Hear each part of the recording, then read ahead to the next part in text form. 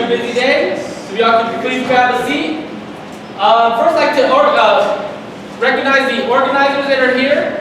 In the back we have Ms. Esther Lopez, and she's actually one of our presenters today, so that's pretty cool. Nancy Lowry is running around here, or maybe hiding in the back. And I believe that's the only, Leslie Lanier in the back, also she's a new organizer, although she's been an unofficial organizer for a while. And myself, I'm Ernesto Gamboa. We always like to start off with a quick, short introductory video on 1 Million Cups. 1 Million Cups is a weekly educational program developed by the PeopleFund Foundation. Over the years, we've added more cities. It's a great energy to see what's happening across the country. What I've learned from other entrepreneurs is very, very valuable. So we're going to move people that have ideas too, and help people to believe that, you know what, my idea is worth something, it's worth pursuing, it's worth going after. Even if it looks like a challenge, I should still go out and try to do it. Okay, so who's here for the first time? Show of hands, please. All right, welcome. Welcome. That's a good crowd for first timers. So what is 1 Million Cups? It was founded by the PeopleFund Foundation to help promote entrepreneurs, to help educate entrepreneurs. And it's a program where every week we bring in 2 entrepreneurs to tell us their entrepreneurial journey, their trials, their tribulations, their story of how they got into entrepreneurship. They do a 6-minute presentation followed by a 15-minute Q&A where you all get to ask them questions. And that's the real value add for the entrepreneurs. They get lots of valuable feedback. All of the entrepreneurs just about that are presented have said, hey, we got some really great ideas, feedback, good critiques and things like that. So that's the real value add. So don't be afraid to get in the weeds with them when you're asking them these questions. We'd like to do a shout out to our sponsors. The delicious coffee is by pickup.coffee, and he always reminds me to tell everyone that's actually the domain name .coffee, so pickup.coffee. You can have some in the back. And then of course our venue sponsor where we are today is the Hub of Human Innovation. Please remember to download the mobile app for 1 Million Cups. You can also check in, and the mobile app has a feature where after the fact you can provide feedback to the presenter. So if you don't get your question in or you think of something later, you can always go and give them feedback. Lastly, please don't forget to join the community for 1millioncups.org/El Paso, and also the Hub of Human Innovation, and you can follow us on Facebook and Twitter. And with that, I'll bring up our first presenter, PeopleFund.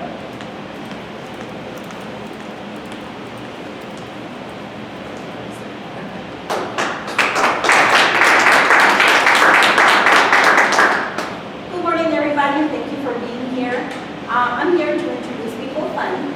Let me tell you a little bit about myself. I retired from Wells Fargo Bank. I was there for a long time. And then I was with Chase Bank for 3 years, and now here I am with PeopleFund. I'm very excited to be working with this company because my thing is always I've always wanted to help people, one way or another. Especially when I was a banker, it was very difficult to have people turn down and say, I cannot help you, there's nothing I can do. PeopleFund, what we do is inspire, educate, fund, and elevate. Who we are, we're certified Texas nonprofit 501c, established in 1994. Community development financial institution, commitment to understand markets. We target minority women, veteran-owned businesses, and business in low to moderate income. Small business administration, SBI certified lender. 7A community advantage loans, Texas top national, 504 loans up to $5 million. And CDFI analysis and the rating system. Our mission, core values, PeopleFund creates economic opportunity and financial stability for underserved people by providing access to capital, education, and resources to build healthy small businesses. We lend out from 1,000 to 350,000. And our main focus is for people that, for some reason, they go to a bank, they're not bankable at the time. So we're here to guide them and to help them. And it is not just about lending the money and letting them go. No. We like to educate them. We like to walk them through the process and see what they look. We like for them to learn how to do financial statements, how to read a balance sheet. We want them to succeed, and that is our main goal. So whenever we lend out money to somebody, we're just not going to leave them out there in the dry. We're going to be following up with them every 3 months, every time we can, so we can see how their business is doing. We want them to succeed. Their success is ours. Our vision is to become the premier nonprofit business lender in Texas. Our core values, of course, integrity first, service before self, and excellence in all that we do. What makes PeopleFund and CTX different? We're a nonprofit lender. We are funded by private investors. We serve the underserved, meaning people that don't have the opportunities that the banks, the opportunity that they would like to have. We do not establish minimum FICO score. When we pull out credit, we don't look at the FICO score, we look at the history. And we do understand that things do happen. So we like to hear the story behind it. We like to see what's going on, what happened, what derived them to get not such good credit sometimes. So we like to guide them. If they're current on their collections past dues, and if their FICO score is very low, not a problem, we're going to lend you, we're going to help you. Why? Because we want to have you loan back ready. Flexible term loans and no prepayment penalty, post-loans business training and support via loans and products, SBA microloan, community advantage, credit lines, vary from $350,000, which is the maximum. Core mission is 20 applications a week. It's not possible, but I will get there someday if I keep getting this words around. Underwriting, super risk management team, every loan receives individual review. So of course, everyone gets approved on their own merit. We like to see the history, we like to see. So once I submit the loan, I like to let the underwriter know why I want this loan to be approved. I like to give them, and I call it my closing statement, as you can say, because I want to put this customer, if I believe in this customer and I believe that it's valuable and it's ready for an opportunity, I'm going to fight for it. And I'm going to say, you know what, this is what I believe. I think as long as they cash flow. Of course, action, any delinquents, and this is where we're at, which we're doing very good. Why? Because we keep looking for them. We keep focused on the customer, on our client. We want to make sure that they need any type of help. They need any help, they can call us and say, you know what, I need an accountant, I need this, I need advice. We get that ready for them. We provide education and training, tailored to individual clients, credit counseling, business plan, financials, loan readiness application, business training programs. We have volunteers. We do technical assistant hours. We have so many hours that we have to do, and we have to provide any type of training the customer needs. Delinquency rate, 0.7, which I think speaks a lot for PeopleFund. And that concludes my presentation.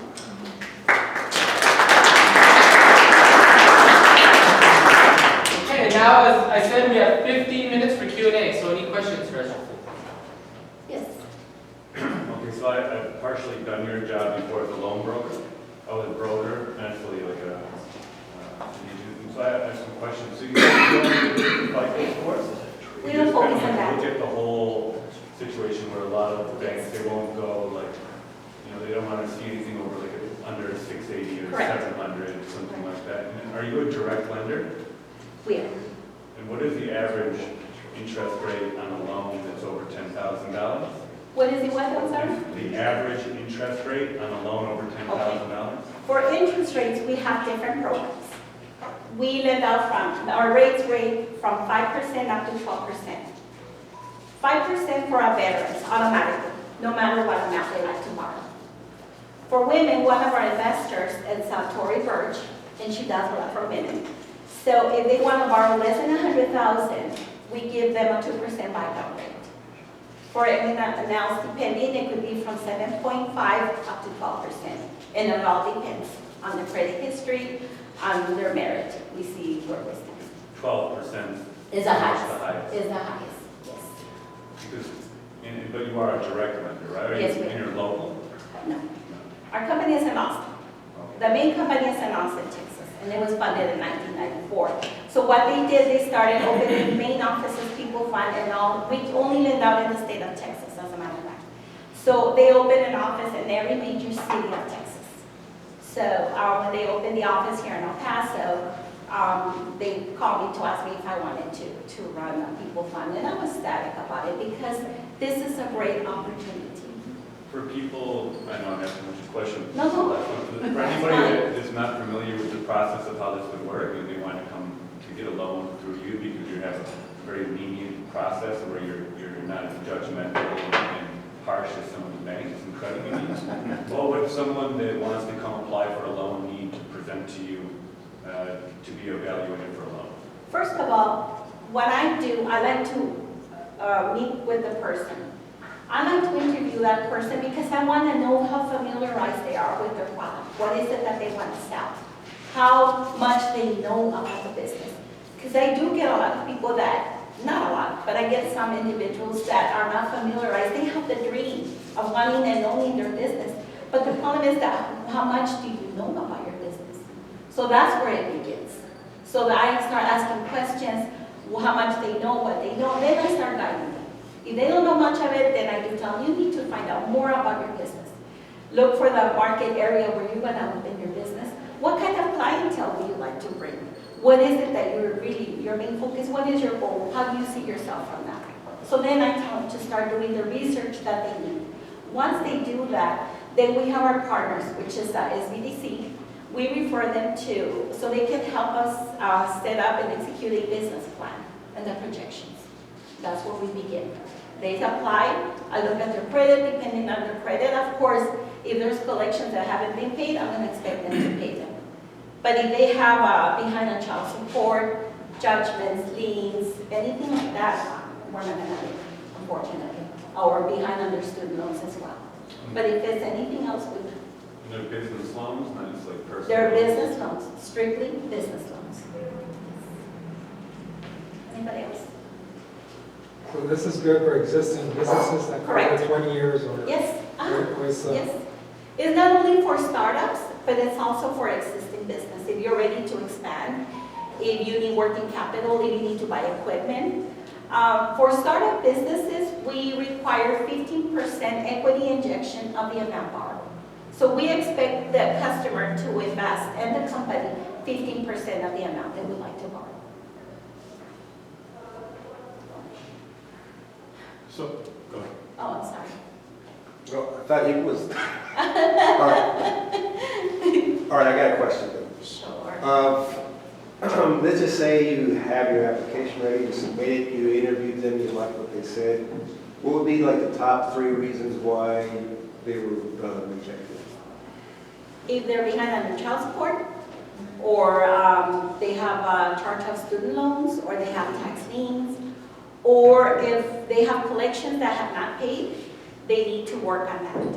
So we like to refer them to, we usually refer to Green Path, so that way they can help them and assess them and help them get those debts out of the way. You've never accepted a person with that kind of history?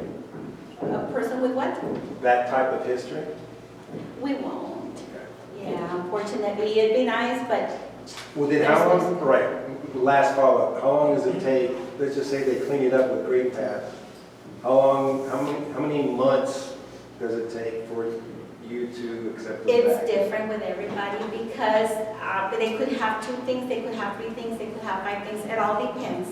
So there's times when I have held applications for longer than 6 months, 7 months, but that's okay because we don't give up on them. We're going to continue up, I'm going to continue following up and see what we're at. Where are you at? Are they helping you? Do you have letters? So the minute they start receiving notification that they've been corrected, they start bringing me the information and I start working on it. So I start preparing the package and everything. Yes, sir. How long does it take for your underwriting? Who does your underwriting and where do they, and how long does it take them? It takes about a week, the most. They do it here or? No, the first approval is mine, of course, because I have to present. But then once the underwriter reviews and everything, it takes maybe about a week. And that's a final decision. Yes. So on one of your slides, you mentioned SBA loans. Yes, Why would somebody come to you for an SBA loan instead of going directly to the SBA? because their credit is not that good. Because they're having trouble. They went to a bank, they were declined unfortunately, so then they come to you. But ultimately, the funding is coming from the SBA. Yes. But once they come with us, then I start helping them as to what they need to do to credit this problem. So So once they do their collections or whatever there is that it's affecting them, then when we submit to SBA, we submit with a good reason. You know what, this person had this problem, but it was correct. Yes. So the accounts and corrections, does it have to be resolved or does it have to be in progress with some due diligence towards a resolution? It has to be resolved. Okay. It has to be resolved. Anybody else? Any other questions? Okay, and the last question I always ask you, what can we as a community do to help you? Just if you know of anybody that is in need of a loan, or they have a dream of opening their own business, or they need money to expand their business, please send them my way. Thank you.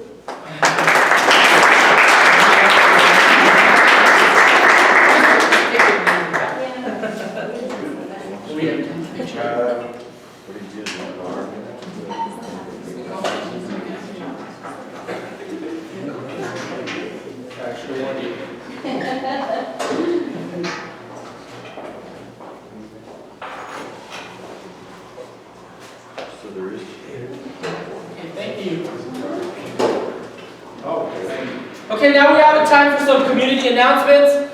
But before I get into ours, does anybody here have anything that they would like to announce? An event or some sort of promo, anything at all? Any community announcements? Sure. Yes, sir. You know, my name is Julio. I was here last week for the first time. I like what's going on here. I think just to maximize it would be better to start like a Facebook group or something for the hub. So I think maybe I can talk to you afterwards to start our Facebook group and then For the organizers. to extend the networking or something. So I think that would be a good idea. That would be great, thank you. Okay, so our first community announcement, there is a new smartphone app called AppMigo, which is now in beta test mode, and so they're looking for first adopters and early testers. You can find it if you go to the Google Play Store and search for AppMigo, A-P-P-M-E-G-O, all one word, AppMigo. It's a sort of a LinkedIn, but for events, if you will. So if you're, for instance, if you're coming here to 1 Million Cups, you can actually say, hey, I'm going to 1 Million Cups, is anybody else going to be there? Or actually, I think it even allows you to say, hey, I'm actually here at 1 Million Cups, is anybody else here? And that way you can connect. So again, AppMigo on the Google Play Store, or if you see us afterwards, I actually have the link, but it's kind of long, so please come see me if you're interested. The other community events, digital marketing strategies focus on increasing the reach and visibility of your business, hosted by PeopleFund. And that'll be this Thursday, June 15th at 6 p.m. at their offices on 1421 Lee Trevino. So if you'd like any interested, please see us for more information. Starting now, the Hub is hosting Discover, Validate, and Launch Your Business. If you think you're ready to launch your business or have an idea that you want to expand and develop, this is a perfect event for you. It'll be this Saturday, June 17th from 9 a.m. to 2 p.m. right here, right where you are. So again, please see us for more information. Business After Hours at the El Paso Marriott, hosted by the Greater El Paso Chamber of Commerce.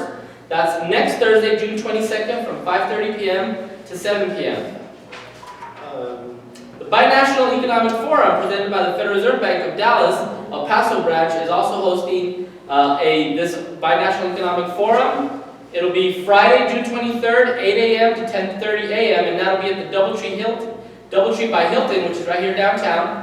And you can see us for more information. And lastly, there was a luncheon with the Honorable Mayor of the City of Juarez, hosted by the El Paso Central Business Association. So lots of events going on. That will actually be, I'm having a hard time seeing it here, Wednesday, June 28th. So again, see us if you're interested in that. Lastly, we give away a cool travel mug. So hopefully you all put in your business cards. Sometimes we ask questions, but today we got a lot of business cards, so I'm just going to do a drawing. So hopefully you did that. Let's see. John Strickland, Britannia. Now you already have one because you presented. Do you want me to do another one? All right. He presented in the past, so let's see here. Serena Harper, interior designer. Where are you? There you are. She's a future presenter. Very soon. Very soon. All right, thank you. Okay, with that, I will bring up our next presenter, CTX Equity Partners.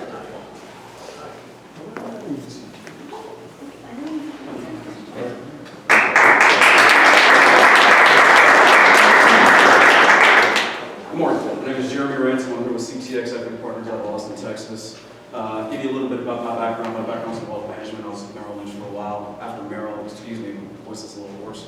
After Merrill, I moved to a boutique investment or wealth management firm in Austin, Texas, focused on ultra high net worth individuals, and that kind of spurred me to launch CTX.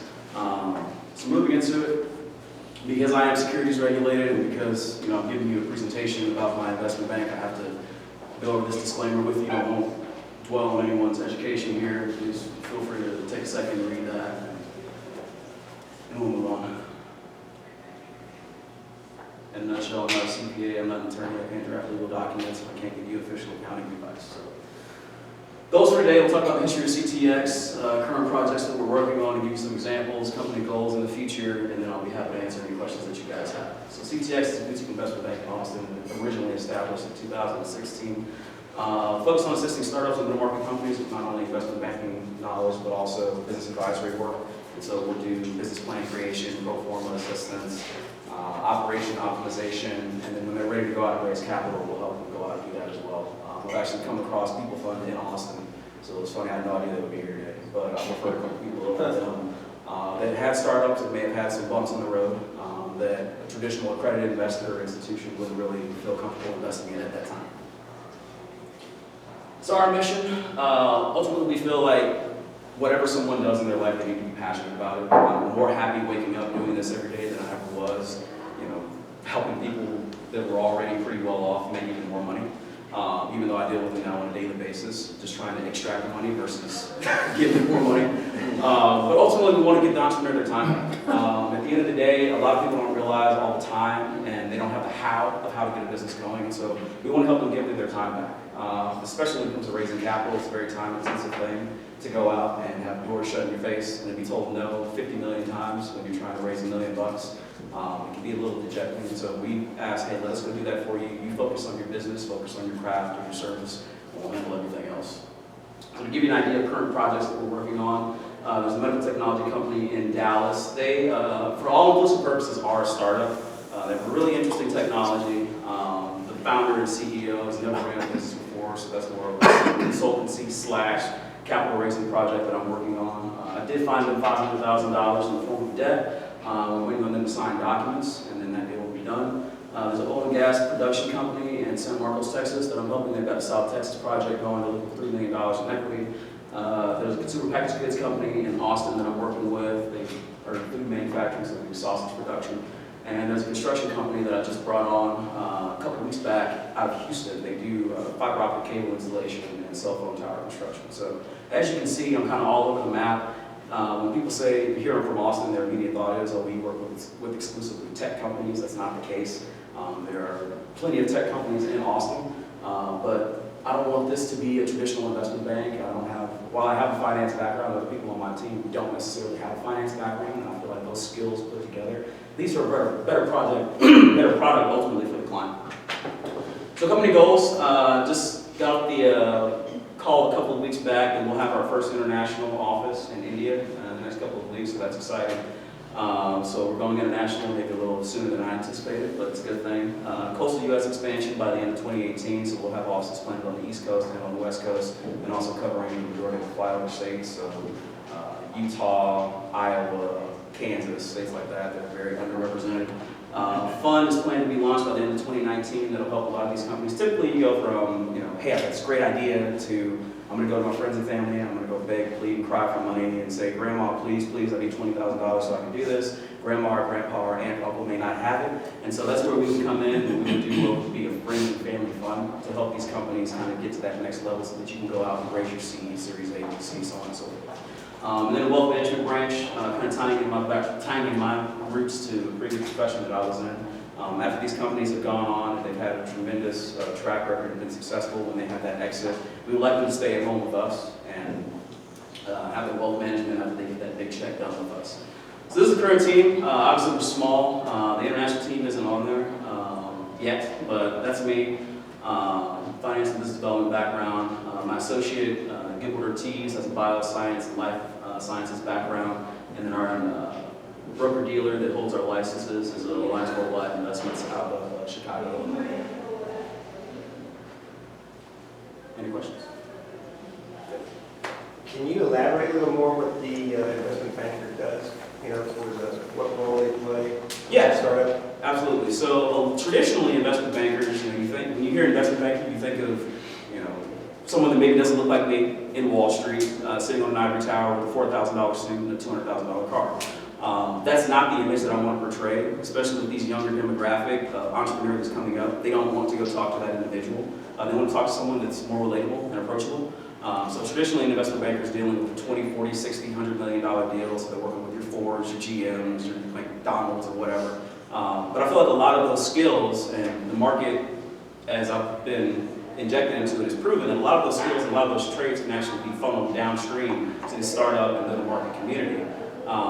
And basically what I do is I act as an intermediary between capital source and client. So if my client needs $2 million of debt, and for some reason or another they can't go to a bank and get it, or maybe they don't have the time or the knowledge to go through that process, they come find me and I help them go find either straight debt or a convertible note or mezzanine debt. I won't really go into what all those are. But things that typically you won't go to a commercial bank for. How does CTX make money? Good question. So I charge an engagement fee up front on the investment banking side. That's typically $6,000, and then I charge a success fee on the back end. At the high end, it'll be 6%. At the low end, it'll be 1.5%. I'm charging, if I'm going out and raising $20 million or something, I'm going to charge them 20%. That's ridiculous. So I'll charge them 1.5% on that. And then on the consultancy side, it's an hourly rate. The hourly rate's $180 an hour. And I see you're wearing an orange shirt. I was in the Marine Corps. Veterans get a 15% discount on that. So, any other questions? Any other questions? No? Okay, again, as always, the last question, how can we as a community help you? I'm here as a resource, and so if you know of anyone that's either in the startup phase and they have no idea where to go, or if they're a fledgling company and they're looking for growth and expansion capital, even if I can't assist, feel free to send me an email, give me a call. I'm happy to answer any questions that they may have. Okay, great, thank you so much. I'd like to talk about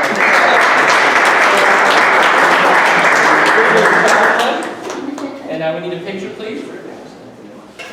Yeah.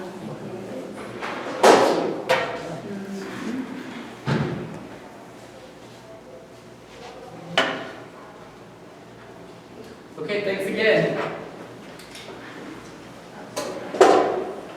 Okay, well, a couple of other quick announcements. I'd like to recognize a couple of distinguished guests. Melissa Silverstein with UTEP. Quickly. And then also we have Andrew Kerr with the Mayor Paso Chamber of Commerce. And last but not least, we are looking for presenters. So if you, and there's a couple of you sitting in the audience, I don't want to mention anybody. And also, please come back and see us, bring your friends. And we're actually looking for 1 or 2 organizers. A couple of the organizers that started out with us and helped us put this together for a couple of reasons have not been able to continue, so we'd like 1 or 2 more organizers. If you're interested, please let us know. If anybody else has any announcements, if not, we have one. I have a couple of Yes, questions. sir. Someone's came in late and some of them were on Facebook. Can you explain exactly more of a $1 million cup? The $1 million cup, that's a different one. Yeah, so and we do have a little bit of time, so I don't mind talking about it. So the Kauffman Foundation is a very large, like $4 billion foundation in Kansas City, Missouri, that has been around for many, many years, and they do all kinds of efforts in the U.S. and now internationally to support and promote entrepreneurship. In fact, years ago, they gave UTEP a $1 million grant over 4 years. So Kauffman's been around a long, long time. So they started this initiative called 1 Million Cups. The reason for the name is that the idea is that someday soon, all over the U.S. on Wednesday mornings, 1 million cups of coffee will be drank during entrepreneurial, networking, and educational events like this one. So as of right now, there's over 100 communities that are doing this. El Paso is one of the newest ones. We just started in late January, early February. And so again, just what you saw, we bring in a couple of entrepreneurs, tell us their story. All the presentations are videotaped and then uploaded to YouTube, and you can access it through the 1 Million Cups. So you can go and see not just every presentation that's been made in El Paso, you can look at every presentation that's been made in all these communities. So you can literally spend your whole life watching just 1 Million Cups presentations and learning all about it. So that's the whole idea behind it. It's just entrepreneurial networking, entrepreneurial education, where we bring people together and foster that. Do you guys pay dues, or what is it that goes? No, we applied to Kauffman to be a 1 Million Cups community, and they awarded. They don't really give us any money, but they give us in-kind support, the banners, the website access. They give us, the travel mugs and the T-shirts, things like that. So it's really in-kind support to promote the event. And then we obviously went out and sought a coffee sponsor, so we have coffee. So that's it. And then we continue doing this as long as we can continue getting support from the community. Okay, did that answer your question? That's the question I asked. Any other questions? Any other ideas on how to start the $1 million cup? Okay. All right. Well, that's our show. We got done a little bit early. There's still coffee. Please hang around and network. And thank you very much. We'll see you next week. And please come back and bring a friend. Thank you.